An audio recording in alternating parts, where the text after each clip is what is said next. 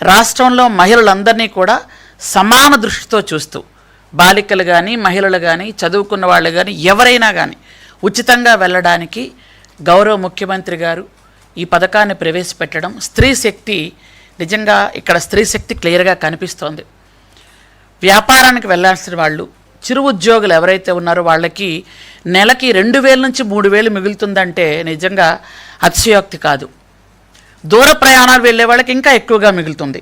దగ్గర ఉండే వాళ్ళకి 2 నుంచి 3,000 మిగలటం నిజంగా ఎంతో సంతోషంగా, ఈ డబ్బులు మేము పొదుపు చేసుకొని మా పిల్లలకి కావలసినటువంటివి కొనుక్కోవడానికి బాగుంటుంది అని.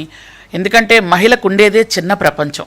ఆ చిన్న ప్రపంచంలో చిన్న సంతోషాలు వాళ్ళకి ఎంతో ఆనందాన్ని ఇస్తాయి. మీకు అందరికీ తెలుసా విషయం. కాబట్టి ఇవన్నీ మనం చేసుకుంటూ వెళ్తున్నాం. ముఖ్యంగా మహిళలతో పాటు ట్రాన్స్జెండర్స్ని కూడా ఎందుకు తీసుకున్నాము అంటే వాళ్ళకి చాలా వరకు జీవన భృతి తక్కువగా ఉంటుంది. అందుకనే మేము పెన్షన్లు కూడా ఇస్తున్నాం. ఇట్లాంటి ఫ్రీ బస్ సదుపాయం కూడా ఇస్తే వాళ్ళేమో సమాజంలో వాళ్ళ తాలూకా పనులే ఉంటే వాళ్ళు తిరగడానికి అనుకూలంగా ఉంటుందని అది కూడా మనం ఏర్పాటు చేయటం జరిగింది. అలాగే మనం ఈరోజు ఈ బస్ ప్రయాణాల్లో మీరు బయటికి ఎక్కడికి వెళ్ళినా మహిళల్లో ఎంత ఆనందం కనిపిస్తుంది అని అంటే,